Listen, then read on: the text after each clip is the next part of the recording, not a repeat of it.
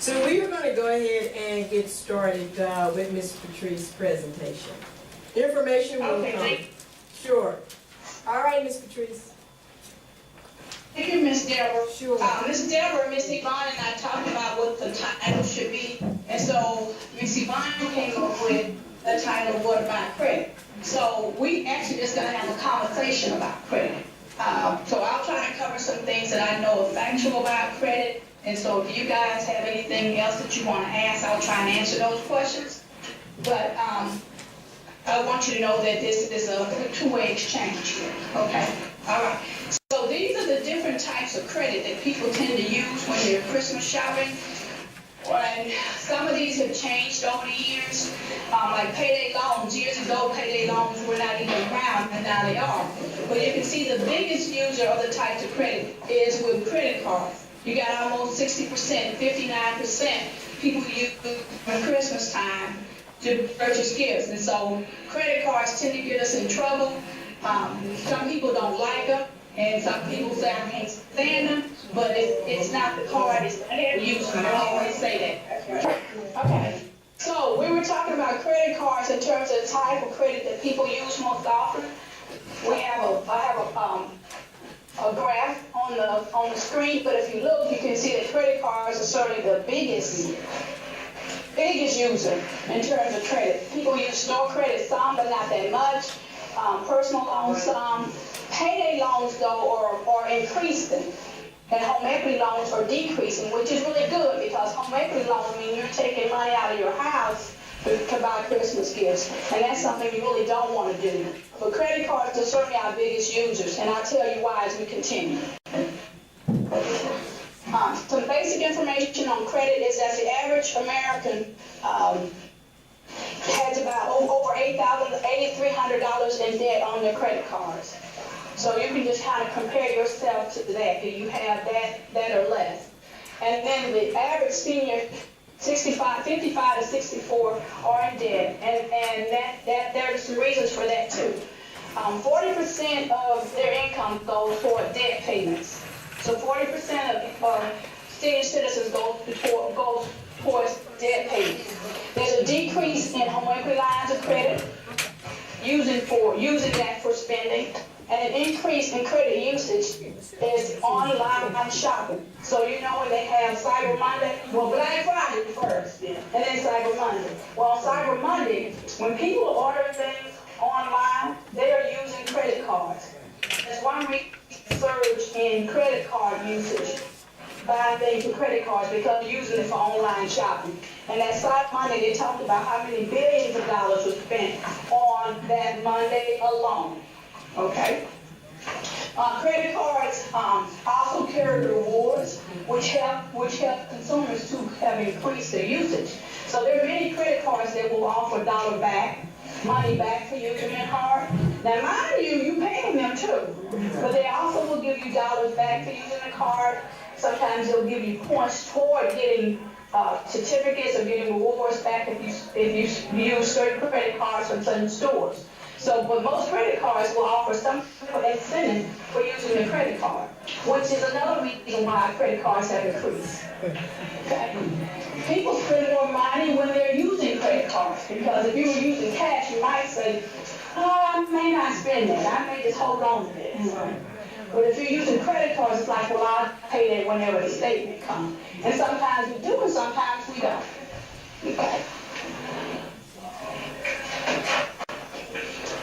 There's a cultural reality with credit cards during the holidays. The average holiday debt in 2015 was $986, but it increased in 2016 to a little over $1,000. So we can see each year it's increasing how much money people actually spend during the holidays. And in 2016, if you spent $1,000 in 2016 and took more than 4 months, at least 4 months to pay it off, many people didn't do that. Some took, did the minimum payments, which means it took them 58 months to pay that off because they were paying like $25 a month on that $1,000. And so the interest they paid, when it was finally paid off, it's going to be a little bit over $400.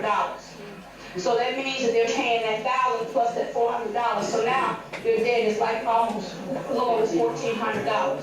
So when you look at credit cards, first of all, they give you an incentive now. They didn't used to do that. You know, we're talking to people who you've seen credit just like I've seen it. Years ago, they didn't give you an incentive for using credit cards. Now they do. But when they do give you an incentive, it's to keep you there and have you to spend more money and use that credit card. So, and we know that credit cards, they're not free. Okay, some of them charge an annual fee, which is not. I don't even see why you would carry a credit card that has an annual fee, because there's so many that don't have an annual fee. Unless they're a really major benefit, I don't see why you would pay an annual fee. Late fees, well, let's just talk about late fees, because late fees can cost you more than the payment you're making. If your payment is $25 a month, your minimum payment, the late charge may be $35 a month. So right now, you've already paid, you paid $25, but you're being charged $35 for late fee. So that $25 is just totally cash, zeroed out because you're being charged $35 for late fee. And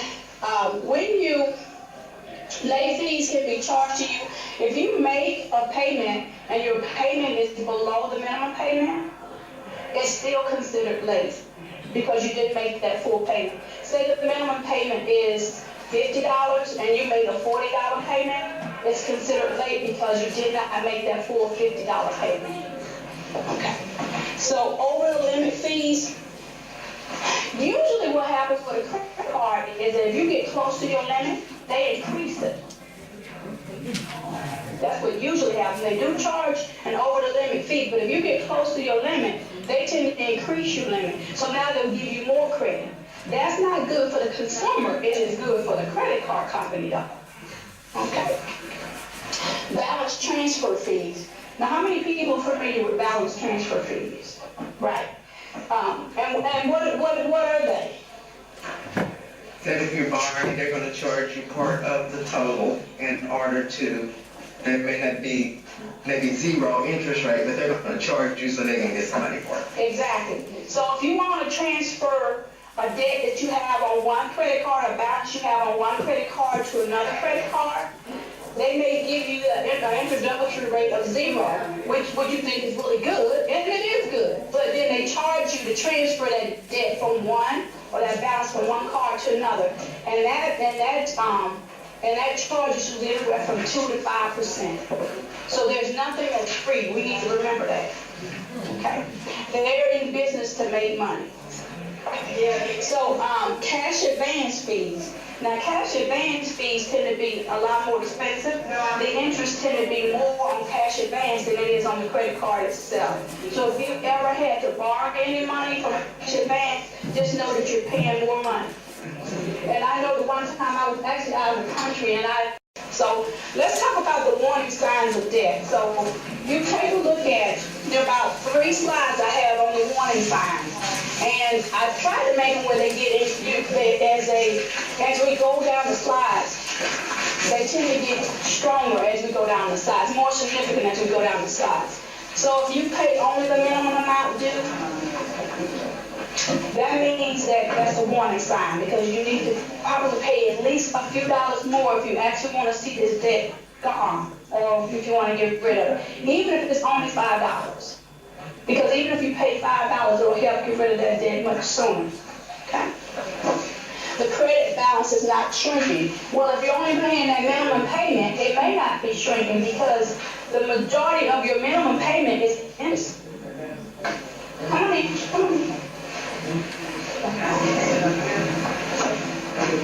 Okay, and so the debt level makes you feel uncomfortable. So some people say, I just don't like having that kind of debt. And that's fine for them. Some people say, I don't mind having debt. So that's more of a personal choice.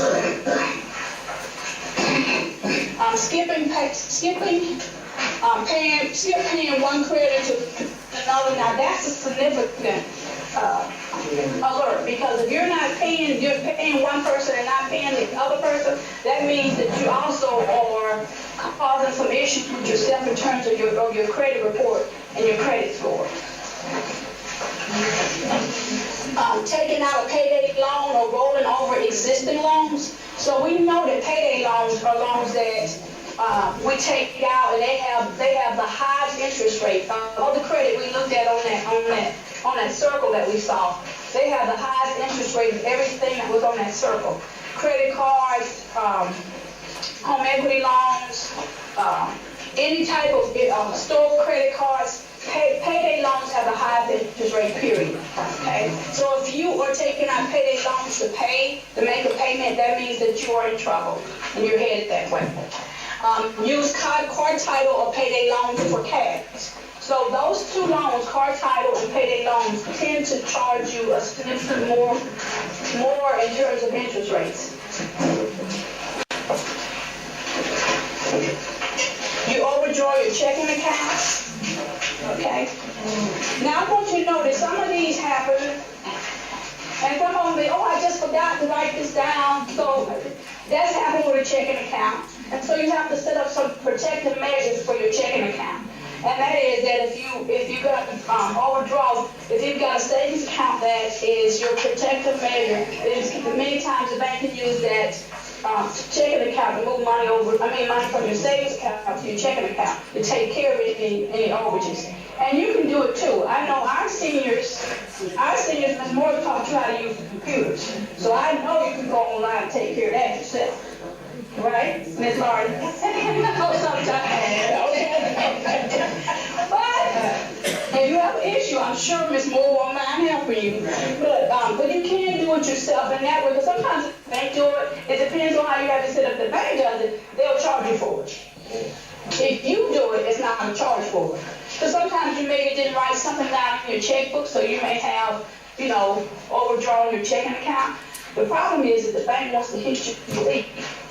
And so I always say, if it's your first time doing something, or you haven't done it in a while, ask them if they will drop that fee. And just talk with them. You can listen. I always say, if you don't ask, how do you ever know? They can only tell you no. Right? So if there's something that happens, even with a credit card, if you are late making a payment on a credit card and they charge you a fee of $35 or whatever, $25, you can call them and ask them if they'll waive the fee. You can do it. And they'll say, well, we see you haven't had. They said, we see you haven't done this here in over 10 years. Right. And he said he would take it out. And I still was leery about it because it was right up on a holiday coming up, and it would be the next week when we would, know what the outcome was. Right. But it happened. And when I got my savings back, I saw that they took it out. Right. So please do ask. If you get late fees, ask if they'll waive the fee. And I always say, if you don't ask, how will you know the answer? They can only say no. Well, if you start out assuming they can't do it, then you've already defeated yourself. So do ask them to waive the fee. And like I said, sometimes that fee can be more than your payment. Yeah. So your payment is canceled out. If the fee's $35, your payment is $25, now you're $10 in the hole. Right? Yeah. So please ask them to waive that fee. And just say, well, I forgot, or I thought it was a certain dollar. What happened to me when I had to send something, I do bill on. I know that. So I rarely write a check. So I do bills online. I was just at work, and I said, I'll just go ahead and use my phone and send it out. Well, guess what? I was like maybe $2 on it. And then they want to charge me a late fee for $2. I said, let me call them. And they waived the fee. I said, fine, I'll take care of it. And they took it off. So if you got to ask. If you don't ask, you never find out. Okay. All right. So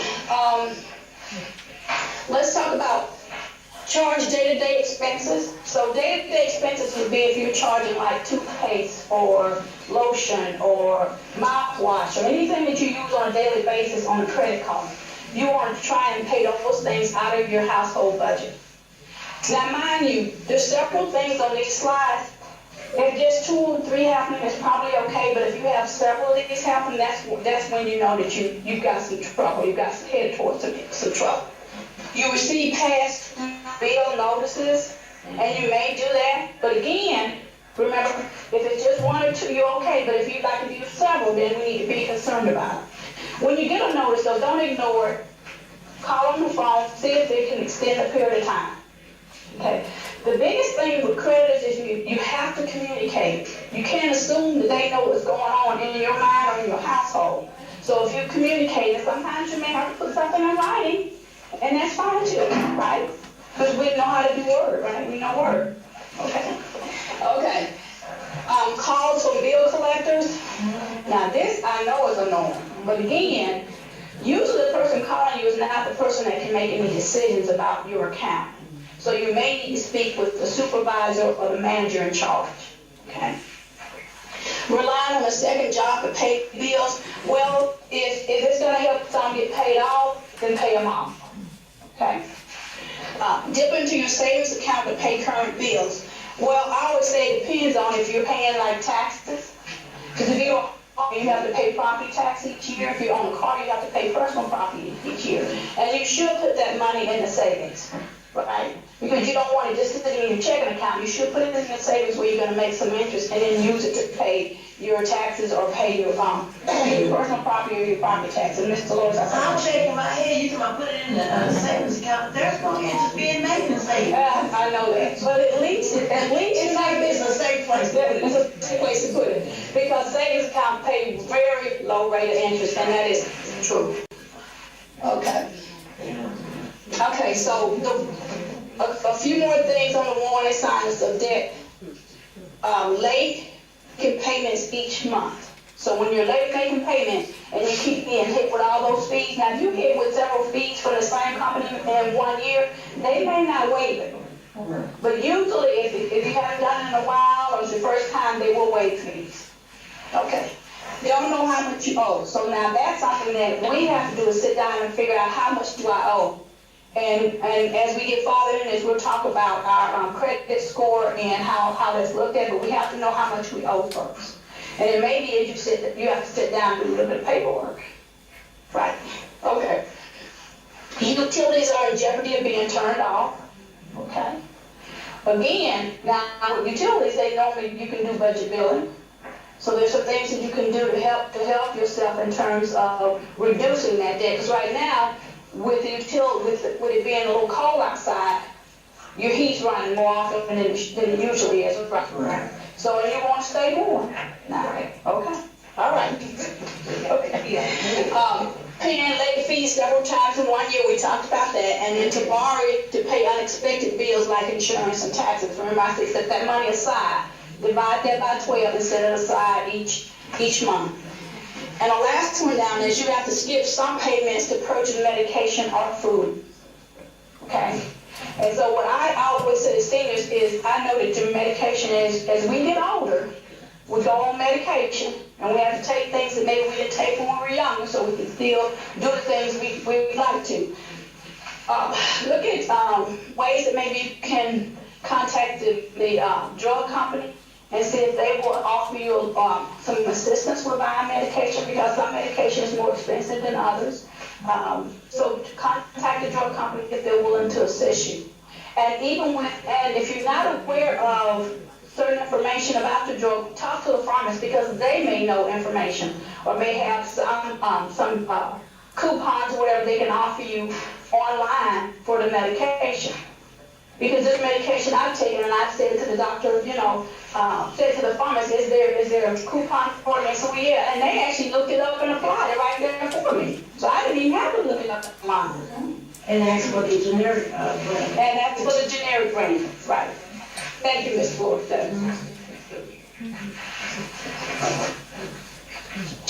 Okay, so now we went through that, but I said, remember, take a look and circle the things that are related to you. If it's several of them, then you need to be concerned. If you've only had a few of those, then you just need to kind of pay attention more to what your budget is. But if you've had several of those, you might want to seek some assistance. Right, exactly. Okay, or do some self-help.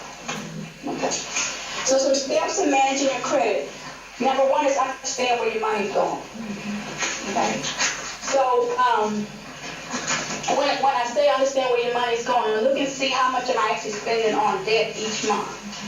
and do a debt to income ratio. And that's just simply taking the income and dividing by the debt to see how much of your income is actually being contributed to debt. And there's a slide in this presentation on that I can show you what I'm talking about in terms of percentages. Okay, review your credit report from all credit reporting agencies. You know that you'll get 1 free copy each year from each credit reporting agency.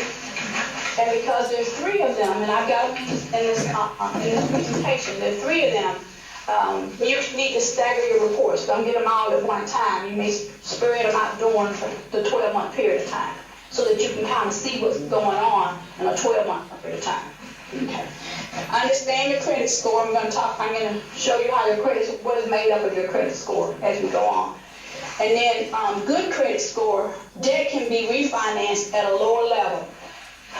I have a slide to show you that too. So if you've got a higher credit score, they tend to give you a lower interest rate. So higher credit score, lower interest rate.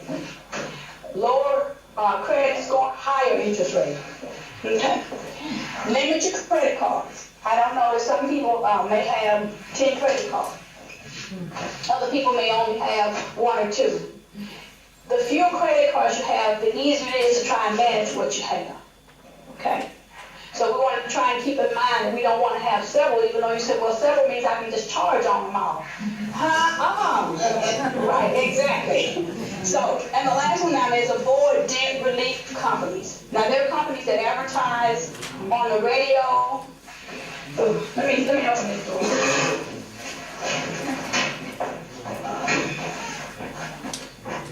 Okay, so there are companies that advertise on the radio, but if you call those companies and just have a conversation with them, which I did, because I said, I heard one advertiser say, I'm not going to work. I said, let me call them. They called me back. I said, I asked all the questions I needed to, and they said, well, how can we reach you? I gave them my number. I gave them my work number, and they actually called and left a message on my work phone. They sent me an email. See, that let me know that they're chasing consumers too. But how they work is that they tell you not to pay any of your credit cards. Just don't pay them. And then when they approach them, the company approaches the credit card companies, they said they're willing to negotiate with us because they haven't gotten any payments. So they would rather negotiate with the debt relief company and negotiate the rate down. Say if you owe them $10,000, they may be able to get it down to 6. But in the meantime, you're not making any payments, so that's going to affect your credit report and your credit score. So if you want something in the future, it may be an issue. But number 3 is you also pay them to do that.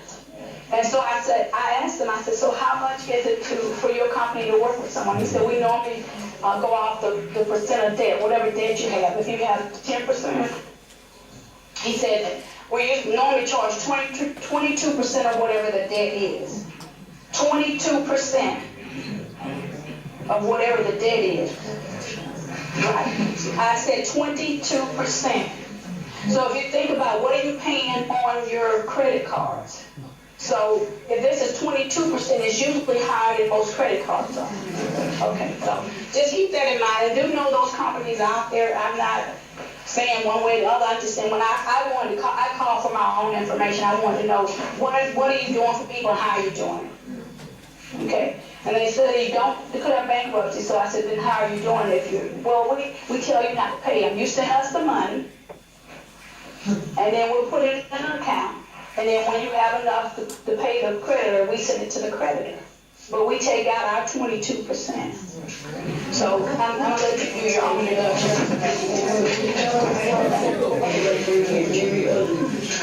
Well, I was saying, so I really didn't see it as an advantage for consumers. Right. So one of those things that you would not want to use because, again, you're paying 22%, and you're putting your faith in the fact that they will pay your creditor. Right. Okay. All right. Just managing credit. Go on. Stop. Keep your debt payments reasonable. So we'll talk about that. Debt to income should be 20% or below. So whenever you do the math on your income and your debt, that's taking your income and divide your debt by your income, you're gonna see how much of your income is actually being used toward debt, okay? Focus on spending habits. So that means that I'm paying attention to how I'm spending money, if I'm actually spending it toward reducing those debt or contributing to those debt. Pay more than the minimum payment, right? So if your payments want to be more. So remember we said to pay at least $5. If you can pay $15, it's going to help you pay those debt off sooner. Negotiate a lower annual percentage rate with creditors. So we talked about calling them about waiving the fee. You can also ask them if you have a lower interest rate. Ask if you have a lower interest rate. They can only tell you no. But if you power payments to pay off debt. Has everybody ever heard of using power payments to pay off debt? I haven't heard that term, but I've done it before. Okay. There's a website called powerpay.org. I've used it before. As soon as you pay one debt off, you apply that payment to pay off the next debt. So it's like power paying. So when you pay off one creditor, then you'll take whatever payment you made to that one creditor and pay it to the next creditor and pay that payment off. And then once you pay the second one off, you do the same thing with the third one. There is a website, and I'm going to try and do this, Andrew.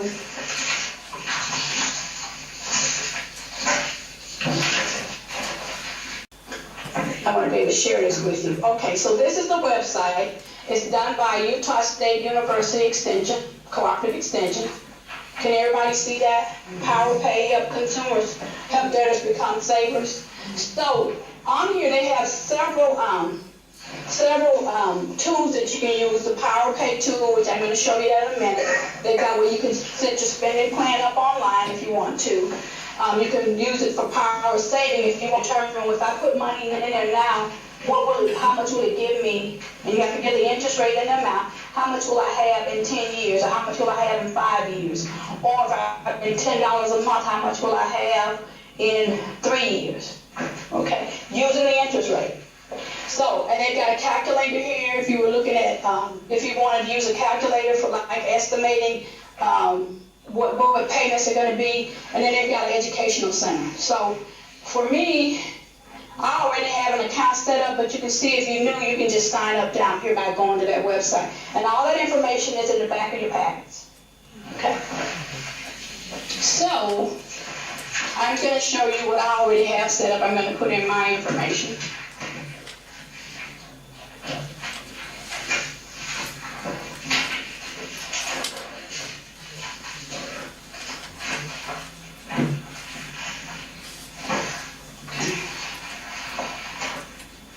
Okay, so this is my profile. See, my name came right up. And so I went in and set this up the other day so I could share this with you. And I actually put it in your PowerPoint. So I used some local stores. I used Dillard's, Visa, or car loan. So if you had a Dillard's account that had $500 balance, if you had a Visa loan that had a $2,000 balance, and if you had a car loan that had a $10,000 balance, and then this is the interest rate for each one, 22% for Dillard's, 18% for Visa, and 3.5% for the car loan. And then do you see what the payment is? $25 for Dillard's, 50 for Visa, and 123 for the car loan. Now that's really low. I do know that. And then if you look off to the side, it'll tell you how many months it takes you to pay each one of those off. So for Dillard's, 2 years and 2 months, if then $25 a month at 22% interest rate. Okay? So, and the same thing if you look down here under the Visa, if you're paying $50 a month and you're paying it 18%, 5 years and 2 months. The car loan, 7 years and 9 months. But of course that payment is really low. So if I go in and change anything, let's see if I can change this.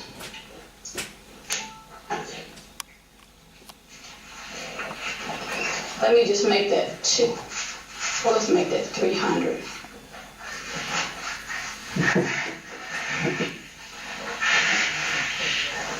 $333, and I save the information. Okay. So when I save it, I can actually pay that off sooner because the interest is at 3.5% interest. I'm paying $300 a month instead of $123, so I can pay it off sooner than just than the 7 years. So now I'm at 2 years and 8 months. Okay, that's because I increased that payment by $200. So this tool you can use for any of your bills if you just go, and I'll give Miss Moore the website so you guys can practice it in class, right? So you can practice it in class, but you can use it for any of your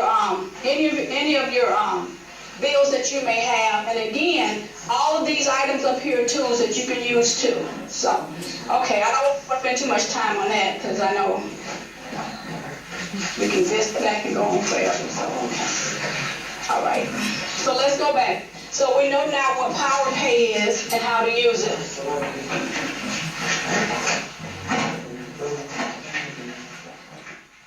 So steps to manage your credit.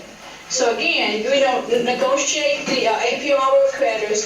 If you wanted to, if you choose to work a part-time job, if you want to get something paid off, if you want more money for yourself. Some people may choose, I don't want to work a part-time job, that's fine. Just pay a few extra dollars to it to get paid off. Don't use home equity loans to pay off credit card debt. I do say that. Because you're using something that's an asset.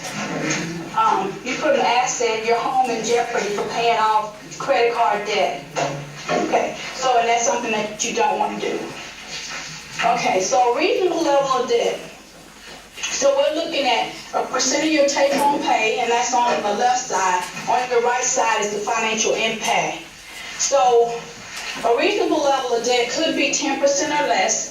That for some people that works on them. But if you look all the way at the bottom down, they say above 20% can be dangerous. So somewhere between 16 to 20% is kind of where you want to fall. Now, if you don't fall there, don't get upset. Just know that you got to work toward trying to pay down to that level. Okay. All right, let's talk about our credit score. First of all, let me say this, that your credit report and your credit score are two different things. They're not the same, even though your credit score is based on your credit report. Okay? So your credit score is like a snapshot of wherever you are at this point in time. Okay? It's kind of like your credit resume. It indicates your credit worthiness, and that's basically when a creditor is looking at you. If you want to buy a new car, they're going to say, how likely is this person to pay the loan back? If they borrowed the money from GMC, from U.S. Bank, or whatever creditor you're using. They're looking to see if your credit score ranges between that 300 and 850 score. Okay, the highest score is 850. Okay. The lowest is 300. So depending upon where you fall on that range is where they determine your interest rate is going to be, and if they're going to give you a loan. So two things. If they're going to give you a loan, and then what the interest rate is going to be. Okay. The reason why creditors use the credit scores because it's a faster, fairer method, supposedly, and more consistent of determining who's going to pay the money back. Ms. Patrice? Yes. Well, the last thing that you said about credit report, the people here, or some of the people here missed it and need you to report it. Repeat it. Okay. So I said that your credit score and your credit report are two different items. Your credit score is based on your credit report, but it's not the same thing. And the next slide will tell you a little bit more about who does the credit score. Okay? So your credit report is like a snapshot of your credit. That's like your credit resume. Just like you have a work resume, like where different places you worked at. This is a resume of where you've had credit with and how you paid. So, Ms. Blunt, can you get your mic?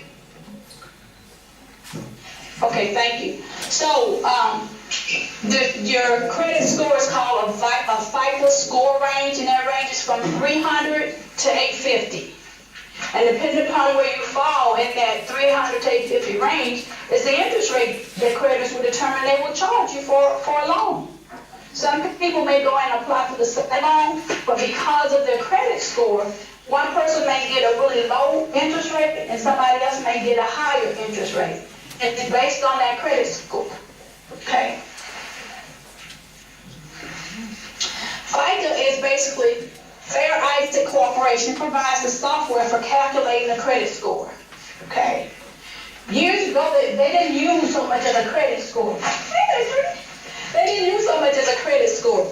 But now they use this and trying to be fair to everybody. Now, I'm not saying that it is fair. I'm just saying that's what you use. Okay, so you use this to create a score to help lenders predict your behavior in terms of paying back loans. Because they don't know you, so they use the score to try and determine. The higher score tells them this person is more likely to pay the loan back.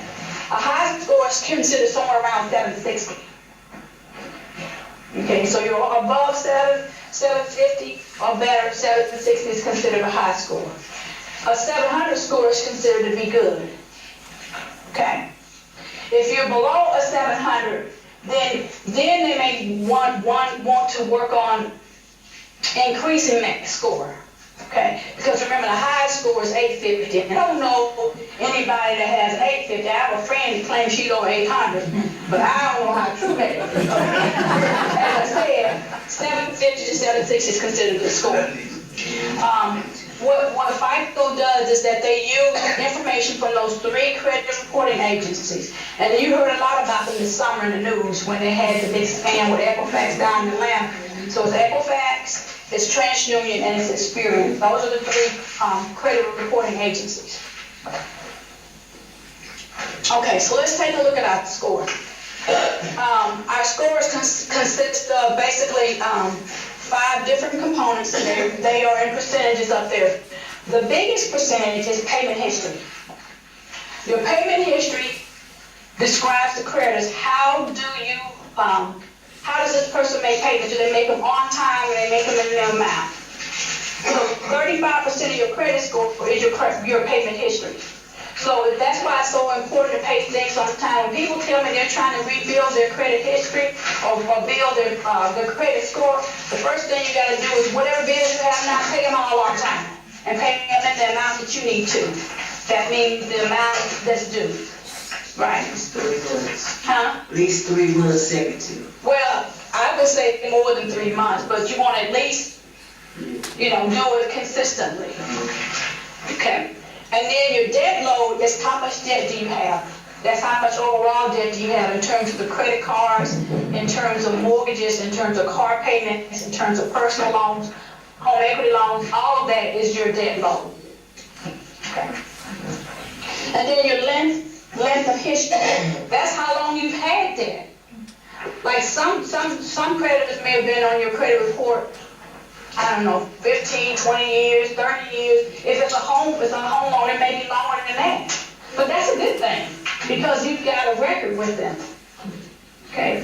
New credit tends to lower your score, which is the last one down at the 10%. New credit tends to lower your score initially, but as you continue to make payments to them, it will increase your score.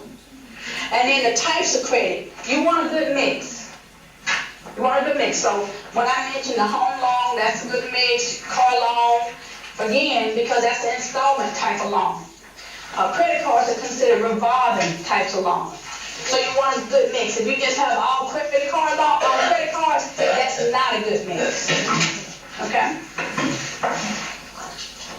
All right. I know we're going to take questions at the end, but I'm always fascinated by this, and so I just think that when we look at it, we don't realize that how much of our credit score is based upon just how we make payments and how much debt we have overall. Okay, so the keys to managing your score is, number 1, pay bills on time. Okay, keep your credit card balances low. And what I mean by low, I have an example down at the bottom. An example of a credit card limit. If you had a credit card limit of $10,000, you don't want that balance to be no more than $3,000. Certainly no more than half of what your limit is. Because you never want to get close to your limit, because your limit means that you're consuming all of your credit, and you could be considered a greater risk. Okay, so you always want to keep no more than half of that credit limit used. If you have 5,000, you don't want to be more than 2,500. Yes, when you say you become a greater risk, you mean to the creditor? To the creditor. And the creditor wants to go, and when he sees that, he's gonna start elevating that interest rate. And elevating the interest rate, but also he's gonna give you more credit.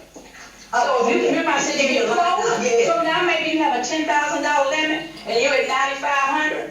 Oh, we'll just up for a few $1,000s. That's not helping you in terms of your credit score though, or your credit report. Okay.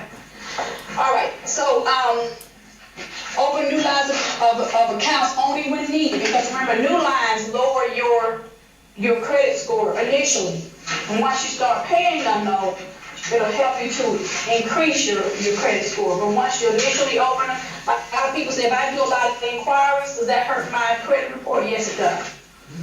Okay. Inquiries by you are considered soft inquiries. That doesn't hurt it, but inquiries by creditors are not considered soft, and those do hurt you, or hurt your credit report. Okay. Now, about 2 years ago, I was in the market for buying a home. You had what? Yeah, okay, you're saying that if an individual is interested in credit for whatever reason, and the creditor inquires about their credit score, their credit rating. Several, not just one. Okay. Several, right.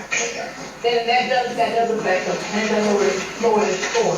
But I was going to give you an example where one does not, and that's when you're in the market for buying a home, you may go to several different credit banks or mortgage companies just trying to get the lowest rate. And every time you sit down and talk to them and complete information, they're going to hit your credit report. Because they want to know, is this person a potential customer or not?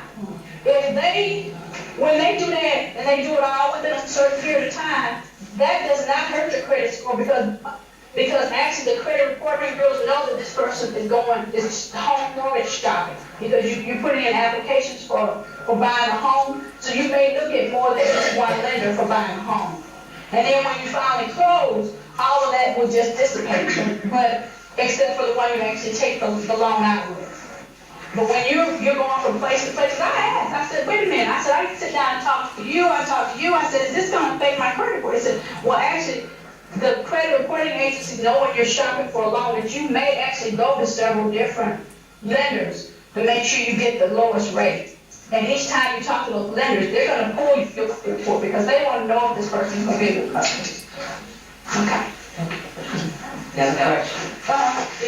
Why does it hurt your risk what's going on with your risk? If they're just inquiring what your credit is, why does that hurt? Well, because they're looking at each inquiry is asking, each inquiry is saying, is this person taking out a loan or not? So if you don't take the loan out, then it doesn't actually go into your credit report itself, because that's an inquiry, right? Okay. And that's how it is when you look for, how many people bought houses in What was the question? About purchase homes. When you purchase a home, do you sit down and talk with the lender about your actual credit report and your credit score and the possibility of taking a loan out with them? Right. And so the purpose of doing that is so you get the best rate. Right? Okay. So that would be why. Okay. We talked about keeping the amounts under 30% of the credit limit, and so that's the same example that I talked about earlier. So to raise your credit score, there are two actions to improve your score: pay bills on time and bring your credit card balances down.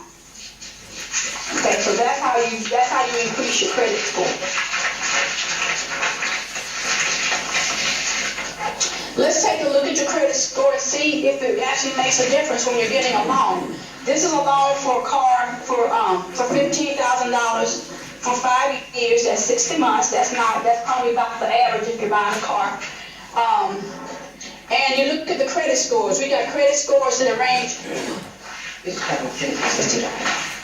If you wanted to buy a car at $15,000 and for 5 years, 60 months, your credit scores, you can see 3 scores: 740, 610, and 450. Okay, 740 is the highest score, but also the best score. Okay. Can you see at the very top what the payments are, what the interest rates are?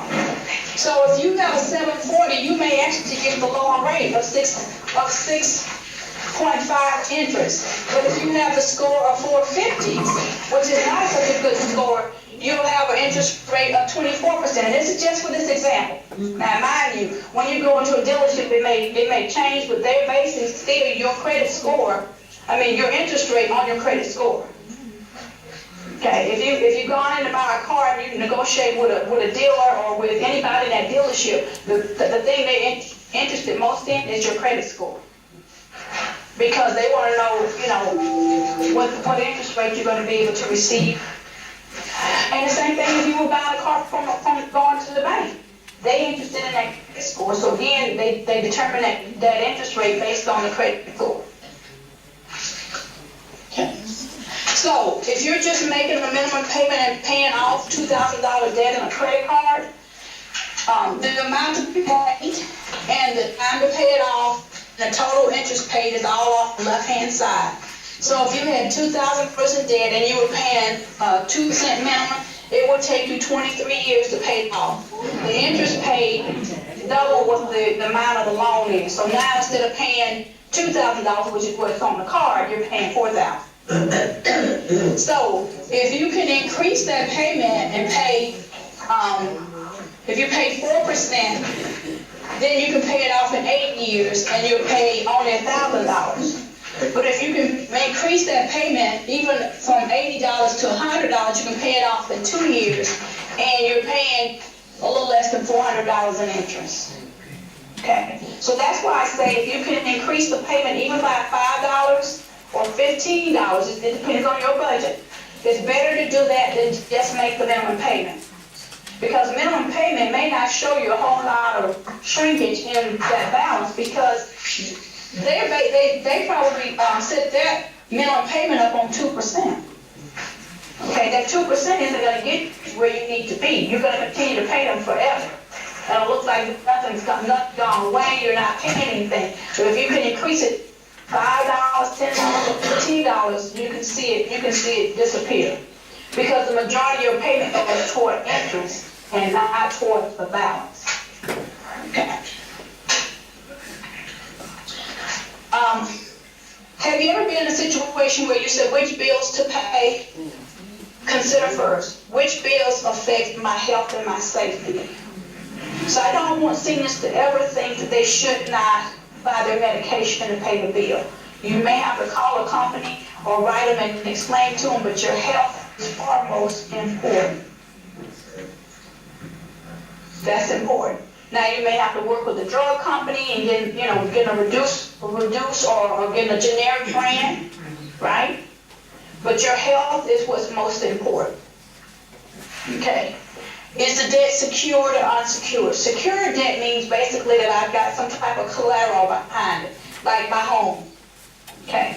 So I'm not going to lose my home trying to make payments on something else. Okay. Now I may have to work with the bank and get those payments reduced so that I can pay for my home and still buy my medication. Because again, as we get older, we tend to have more need for medication. Our medication tends to be higher. And medicine today has, we've seen some really advances in medicine, but those advances cost money. You all watch the news just like I do. Drugs may cost $15 one month, and next year they want to charge you $100 for it next year. So you just have to, again, you want to work with the company, because many times they'll put them on the news when they do that. And that news is kind of saying, okay, you can't treat consumers like this. This isn't really fair. How much debt is still owed? Okay, so we look at how much debt is still owed when trying to determine which bills to pay. And the interest rate. If the interest rate is high, you want to try and get rid of that creditor first because they're costing you more money. And if you use PowerPay.org, like I showed you in that example, PowerPay will help you determine which one to pay first and how long it'll take you to pay that creditor off. Okay, all you do is tell PowerPay is which, the highest to the lowest. And so it'll calculate based on the highest interest rate to the lowest interest rate. Right. Okay. And will it affect my credit report? Almost anything will affect your credit report. I will have to say that. If you have, that's why you want to pay your bills on time. If you can't pay them, you need to contact the creditor. Don't just ignore them. Give them a phone call. You may have to follow up with a 2 or 3 sentence letter or something that you do, but that's okay. Because I know seniors struggle with medicine. I know that my mom struggled with medication she was taking. If you are a victim, okay, now this has to do with some of those thieves and those fraudulent creditors. So notify the consumer reporting agency, and so I've got information again in the back of your packet for the Missouri Attorney General's Office, Consumer Protection Office. That's in the very last page of your of this PowerPoint. File a fraud report with the FTC. Again, that phone number is also in your packet, and I'll go over it as we get near the end of this. Close accounts that are involved. So if you have any accounts that are involved, close them out. Okay. Let me share this with you. When I was going through the process of buying my home, I had a creditor call me and say that someone tried to open a card in my account, in my name. And I said, how do you know that? And so they said, ma'am, we know that. I said, well, thank you. And so then I didn't give my information. I hung up and called the account number that's on the back of my statement and asked them to close that account. Okay? Because again, when somebody calls you with that information, you're not sure if they're telling you the truth or not. So, and then I contacted the credit reporting agencies and asked them to put a freeze on each one of the credit reporting agencies. And so there's a booklet that, again, I can share with you guys. I don't have it, but I've ordered it for all the locations. But allows you to put a freeze on your account. No credit being issued in your name is a freeze on your credit. That means you can't even open anything until you lift that freeze. I've done that. Right. Mm-hmm. And I'm not surprised. I'm not surprised. But so if you suspect anybody that has, use your name or file or make charges on your credit card, you can ask for a freeze. Okay? Okay, so notify creditors if there's an issue with your credit card, like the example I just gave you guys. Keep a record of any steps taken. Because normally if you call a credit reporting agency, they give you some kind of password or code to use. Otherwise, they don't know you from anybody else that's contacting them, right? Okay, and then contact any other agencies. I actually contacted the police in my area because I wanted to make them aware of what was happening. And that's how you can help the local authorities by contacting the police to let them know this is happening, because it may be happening to other people too. And again, they can get it on the news so that people will be aware of it. Ways to protect yourself. Always guard your Social Security number. And I had to laugh because I know we had some seniors who were lay leaders, and they went to Jeff City to be trained, and they received a stipend, and I know that someone from our office called, and they said so-and-so wouldn't give out their number. I said, we trained them well. They know better than to give their card number out. So they would rather come to the office and give it to you than give it to your friend. And I understand, because you don't know if it's Miss Mary or whoever, right? So you want to make sure that it's Miss Mary calling you. So I'm just saying, or Miss Crockett or Miss Vander, okay. But that was the reason why, because we wanted to make sure you guys receive your stipend. But you've been trained, you've learned that I don't need to give out my card number to anybody. Okay? Be attentive to ingoing and outgoing mail. If you get something and it's somebody's name for your address, pay attention to that, because if you keep thinking that perhaps this person has done something good with your name and with your address. So pay attention to that mail. Okay? Keep personal information out of sight. So when you have guests in your home, and you don't assume anybody would be devious in your home, but you shouldn't leave your information out for anybody to see, period. Okay. Order your credit report. And I've got the information in the back of this packet. where you can't order. And then credit card insurance. Let's talk about that a minute. Because I know that it's out there, and there are people who would choose to pay for credit card insurance. And I'm not saying it's good or bad. I just know that it's available. If people want to use it, if they feel better about having it, that's up to you. But credit card insurance is available, and that's simply where if you decide that you want to enroll with a company, that they keep track and monitor certain sites to make sure your information doesn't show up on those sites. And they do charge a fee to do that on an annual basis. Okay, and you've seen them advertised on TV. And I have a friend who's an insurance agent, and she said, oh, we refer you over to this company if that's what people want to buy. Okay. So report any, and that should be any unauthorized transactions. Is it necessary? Credit card insurance. Years ago I would have said no. But based upon today with so many things being done electronically, sometimes people just feel better with having some type of insurance in case someone commits fraud. And I know I've had relatives and cousins that said, somebody charged all this and opened credit in my name and all that. So sometimes people just feel better by having that insurance. And that secures you if somebody takes your credit card and uses it.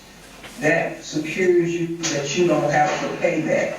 The insurance covers that. Well, it depends on what the insurance is, but the idea is for them to cover any expenses that are in your name, so you don't have to pay that. The person has committed fraud against you. Right, exactly. Plus, I was going to say, usually they don't just do one card. They usually try to open accounts in your name, so they're taking your good name and using it. Your credit card is nearly as important as your good name and your credit. Okay. Now, I have here. Take care of the real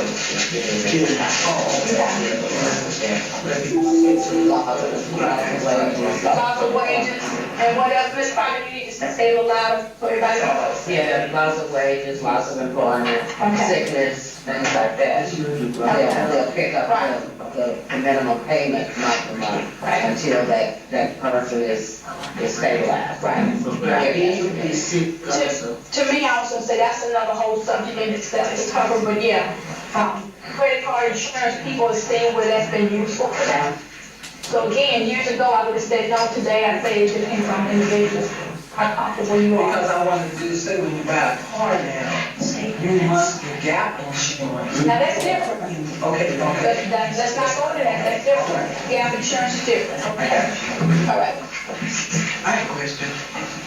When Equifax got breached and you could not call them and freeze because they were not taking calls, are there any safeguards because Equifax got breached?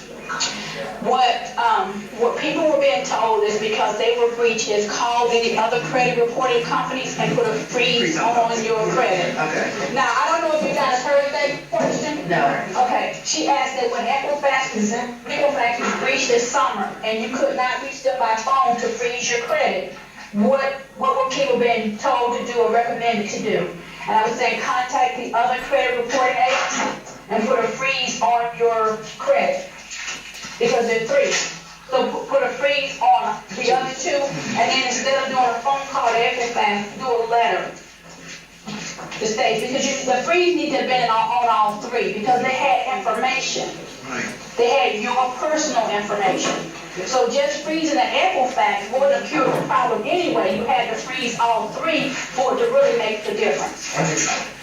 Ms. Dowell, one of the things when you're saying on the letter, don't just use regular mail. Certified or registered. Certified or registered where it shows someone at that company received that information.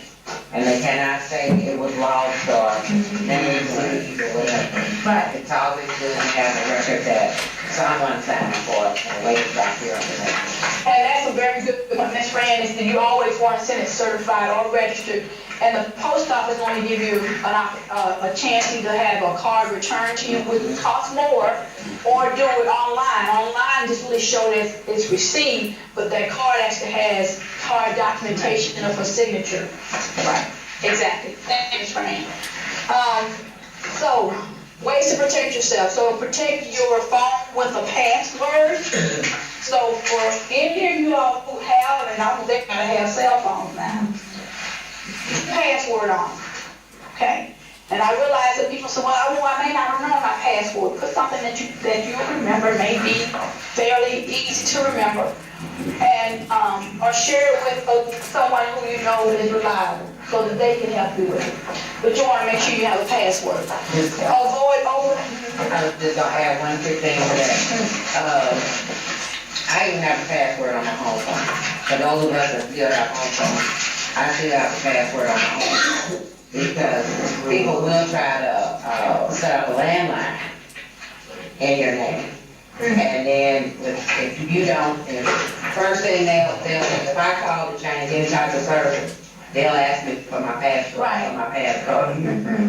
Well, And they are not allowed to make any changes whatsoever without that password. obviously, many times they'll ask you for the account number. Mm-hmm. But you're right, because even with my phone, if I call Verizon, they want to know my password.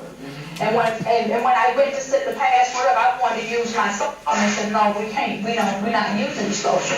I said, wait a minute. She said, well, you never know who has what. So we used a different number. And it's a number that I'm easy for me to remember. So we need to remember that with that. So many things ask for passwords, but there's a reason why.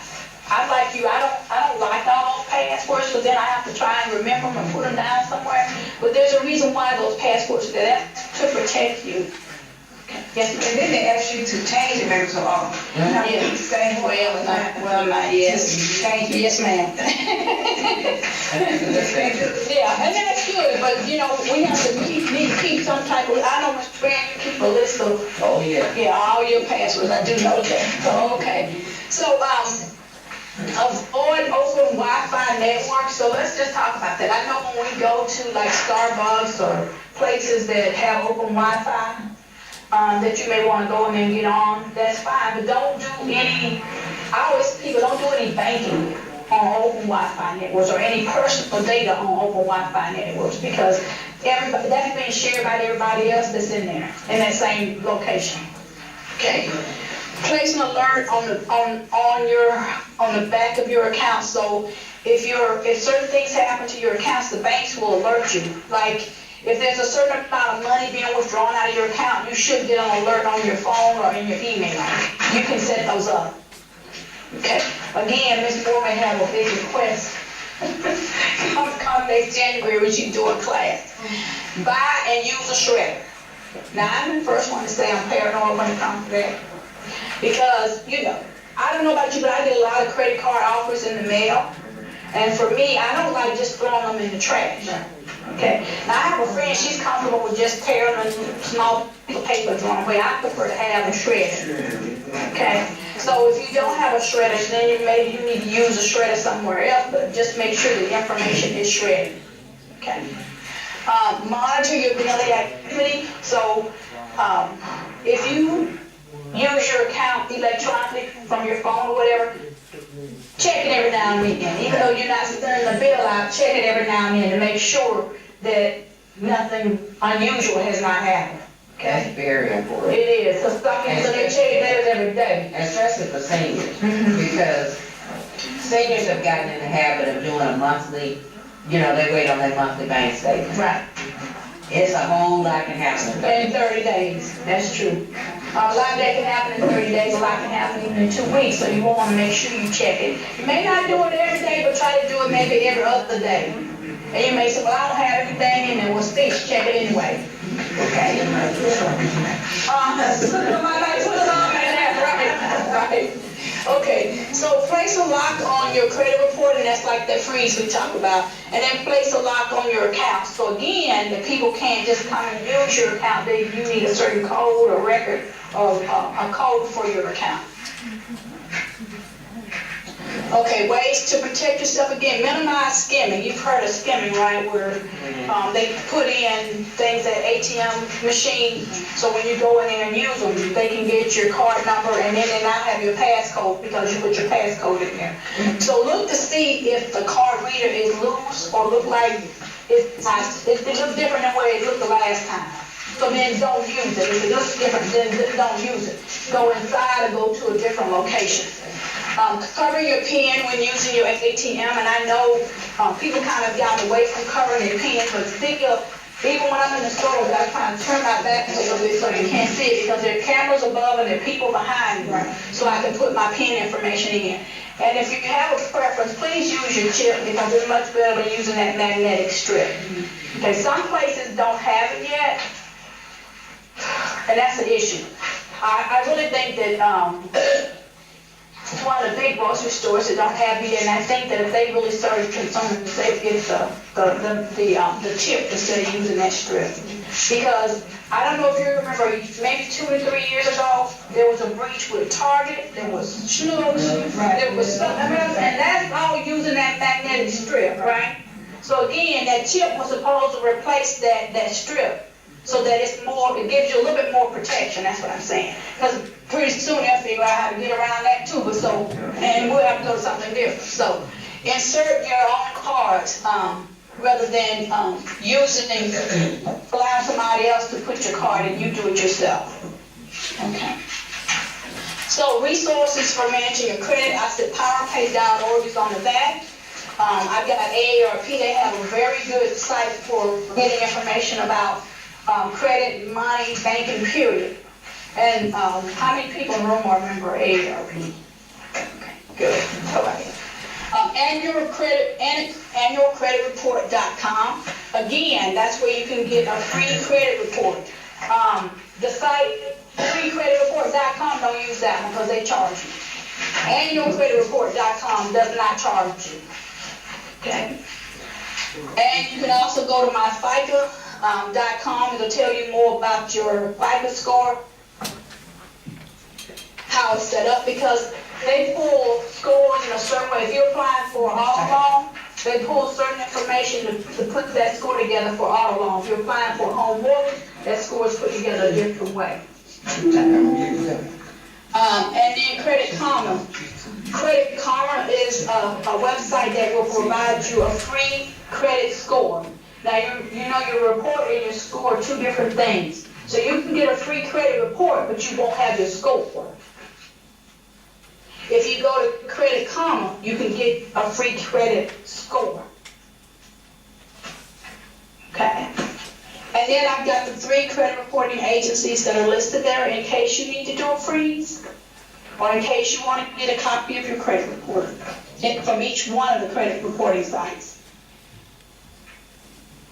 Okay, and then the information for the National Foundation for Credit Counselors are listed on the back. The phone number is the Missouri Attorney General's office if you have any issues, and then from the Federal Trade Commission. I do have a couple of, a brochure, and I'm just going to show it to you because I've ordered these brochures for each site. Ms. Dander ordered them. Building a better credit report. This was the one that I had on hand when I gave it to Ms. Dander to order. And this one needs to be updated. So when we went online, we found that this is the one you can actually download. Okay. So you can go to the website and download this, and it tells you about building a better credit report and talks about some of the scams and how to avoid some of the fraudulent practices. It's right here, the Federal Trade Commission, WFTC.gov, Federal Trade Commission. But those should be coming to our office and to Fikeston and Kansas City office as well. And so the idea is so that you all will each have this information.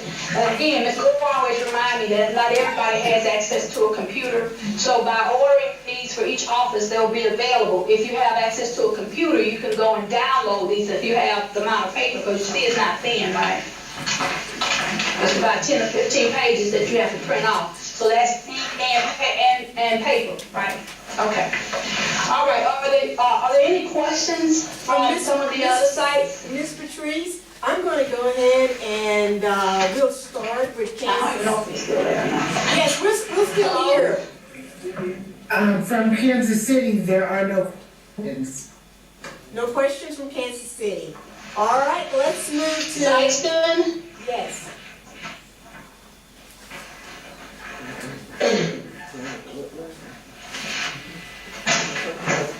Saxton, Or are the they Kansas City office? Okay. Are there any questions from anyone at our site here? Okay. At the beginning of the session, everybody was given a pre-test. If you complete that, will you put a number on that pre-test? Starting with Ms. Sheila? Get one, so count two, Ms. Sadie? Three. 4, Ms. Alma? Okay. 6. You said something about credit.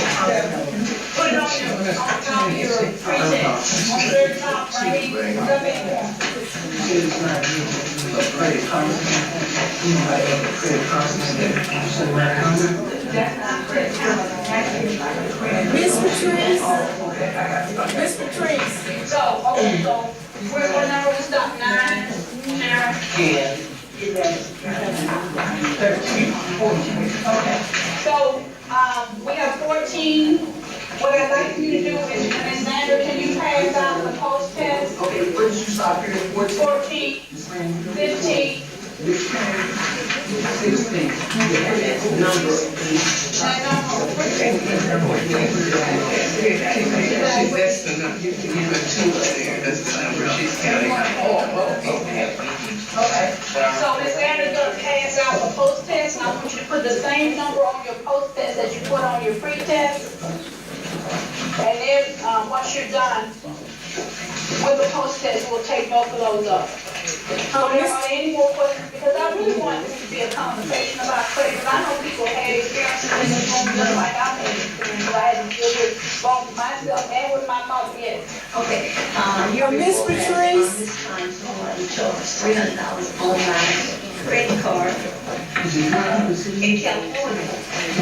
And so I got a sick and I looked at it and I just bought for who I know in California and why would I be. So anyway, I called my credit union, so they, closed the account, gave me a new number. But the credit card company will send you a form. You got to take it to the police station, you had to fill it out, you got to have it notarized, you got to do a whole lot of stuff to get it all straightened out. You just don't say you close the account and that's it. Right. And then I had to send certified back to them because I want to make sure they got it so I can get something so. And also to take that $300 off. Yeah, they did that. Off your account. Right, they did that, yeah. Right, exactly. So sharing this, because I would say, I had a girlfriend, the same thing happened to her. She said she went somewhere to buy some food, and she said shortly thereafter she was charged like $500 from somewhere in Florida. And she was here in St. Louis. So the same thing happened to her. Right, exactly. And she had to work to get the account closed, but also get everything documented and authorized. Anybody else want to share any experience with Ms. Fran? My husband passed within the past year. And one of the things that I have experienced is some way, somehow, they pick up on that information.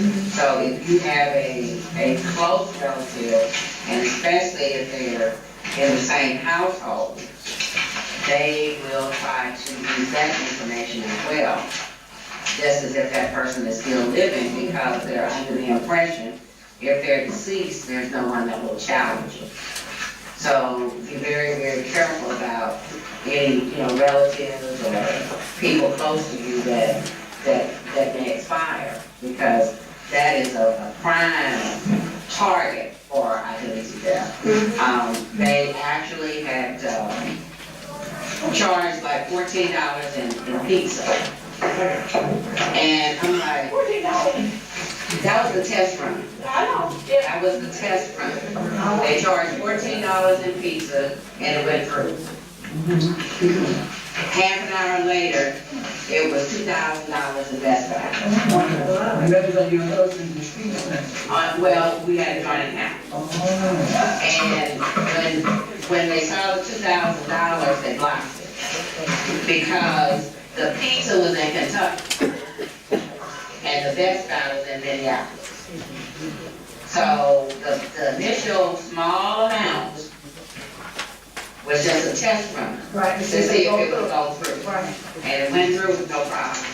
So they increased the amount and increased it, I guess they're, yeah, just thinking, okay, we're gonna take it to the next level.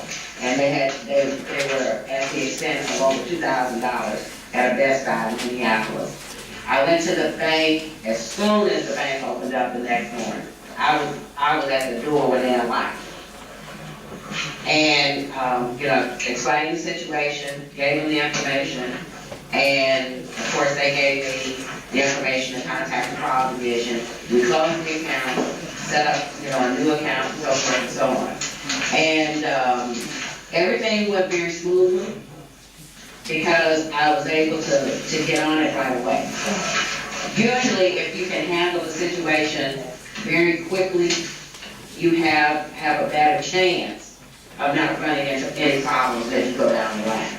But the longer you wait, the more difficult it could become. So I'm gonna ask you a question, Ms. Wayne. If you had not caught it early, you would have been responsible for it? Well, I wouldn't have known it until I looked at the site. I would not have known, but I had alerts on the account and everything else. And at the same time, I also have an alert when I travel. And I'm not saying wrong. So did the bank know that your husband was deceased the day that he? Oh, yeah. They knew it because you have to turn all that information in. I have an incident that happened to me, I got on years ago, about 2 years ago now. But I had this my debit card, like on the weekend, and I didn't know where it was, so I went on the phone and checked my account. And my account status happened, I was like, okay, well, it's over the weekend, you gotta go wait till Monday to go and, trade back the biz and get people to stop whatever, so that check. Well, over that weekend, it said I was missing like $700 some dollars. And I said, I ain't spending no money also. And I was dealing with all right money, so the money come, I go to the bank. And I tell them, I said, I didn't take this money out, so they asked me to transfer to the president of the bank. He came in the lobby, and we walked out the lobby with it. Because I guess they got ways of looking at it. Wow. Because they know, when you look at the transition, it tells you it was a lot. It'll tell you what time it was. It was anyway. And I said, I don't know, the security guard. Yeah, I know, because I got that old black dog, and I always pack to the bush or something up there. So I'm like, I can come up there. So she's like, well, man, let me come back, get back with you, let me go back here and look. So she came, oh, I'm so sorry. I'm so sorry. The teller was 1 digit off when they did this, but they took, she walked out with $700. I wouldn't have known that. If I didn't have that perception that my card was missing and I was trying, I wouldn't know, how was they gonna tell me that my money was taken out? I don't think it would have happened. I don't think I would have got goop-duped if I hadn't came and responded at the time. Let's say goop-duped. Well, I ended up closing that account. Yeah, you do. Okay, well, the one thing I was gonna say is that you have to keep check on your account, like you did, Ms. Diligence. And the same thing, because otherwise, they would certainly take advantage of you. The banks make mistakes just like everybody else.